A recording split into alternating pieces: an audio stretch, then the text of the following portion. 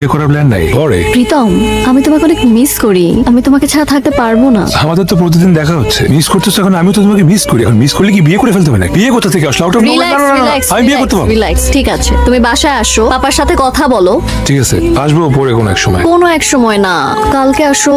বিয়ে না হয় পরেই করলাম, কিন্তু তোমার আর আমার রিলেশনশিপটা যে সিরিয়াস, এতটুকু বুঝাতে তো হবে পাপাকে। এটা বোঝানোর জন্য হলেও আসো প্লিজ। ফাইন, ঠিক আছে, আসবো। কি করছে তেমন কিছু করছি কোম্পানির সফটওয়্যার ডেভেলপমেন্ট কাজ। তোমার বাবা কি করে? উনি আমাদের সাথে থাকেন না, আমরা অনেকদিন ধরে সেপারেটেড। ওর যখন 7 বছর বয়স তখন থেকে আমরা আলাদা থাকি। প্রবলেমের কারণে আমরা কি করে এর সাথে তো তোমরা কে সঙ্গে বসে আসবে? তো আপনি মেয়ে বিয়ে দিবেন না আমার কাছে? তুমি দাঁড়িয়ে গেলে কেন? আমি তো তেমন কিছু বলি। একজন মহিলা তার ছেলেকে 7 বছর বয়স থেকে পেলে বসে বড় করছে, কোনোদিন আবার অভাব বুঝতে দেয় না। সেই ছেলের বিয়ের কথা বলতে এসে এখন তাকে কথা শুনতে হচ্ছে। ছেলের বিয়ের সময় বাবা না থাকলে লোক কি বলবে, সমাজ কি বলবে? আর যে মানুষটার কাছে আমরা কখনো গুরুত্বপূর্ণই ছিলাম না, এখন আমার বিয়েতে তাকে আসতে হবে। করলাম না তাহলে বিয়ে? তুমি তো সিরিয়াস হয়ে যাচ্ছ। আমি তো তেমন কিছু বলিনি। সিরিয়াস তো আপনি বানাই ফেলছে। তারা আলাদা থাকে বলার পরেও বিয়েতে থাকা নিয়ে আবার একটা কথা চলছে। আপনি আমার মাকে ইটালি অপমান করতেছে। আমরা দুজনকে ভালোবাসি। আমাদের ভালো থাকা, আমাদের খারাপ থাকা সম্পূর্ণ আমাদের উপর ডিপেন্ড করে। আপনার সমাজ এসে আমাদের মধ্যে প্রবলেম হলে সেটা ফিক্স করতে পারবে না। মা চলো চলো, একদম আসবে না। কেন আসছো?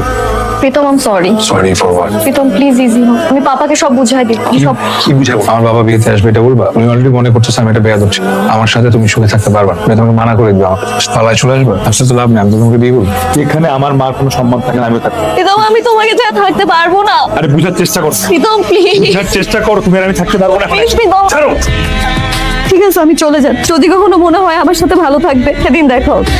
সবাই বেরোচ্ছে, চলো। একটু সময় আমার পাশে দাঁড়াবে? জাস্ট একটু সময় পাশে দাঁড়াও। নতুন করে শুরু করো, ভুলে যাও পিছনের কথা। জীবনে কিছু কিছু জিনিস না পাওয়াই ভালো। আমি কালকে মাকে নিয়ে কানাডায় চলে যাচ্ছি। ওয়েট করছি সবাই, আসো তাড়াতাড়ি। প্রীতম, টাকা পয়সা বাড়ি গাড়ি এটা সফলতা, কিন্তু বাবারে ভালো থাকা না। ভালোবাসা মানুষের সাথে কষ্ট করে থাকতে পারাটা অনেক বড় আনন্দের বিষয়। আমরা যে ভুলটা করেছি সেটা করিস না বাবা। সরি, তুমি আমাকে যতটুকু ভালোবাসো তার চেয়ে অনেক গুণ বেশি ভালো আমি তোমাকে বাসি। যেতে পারলাম না, তোমাকে ছেড়ে যাওয়া সম্ভব না।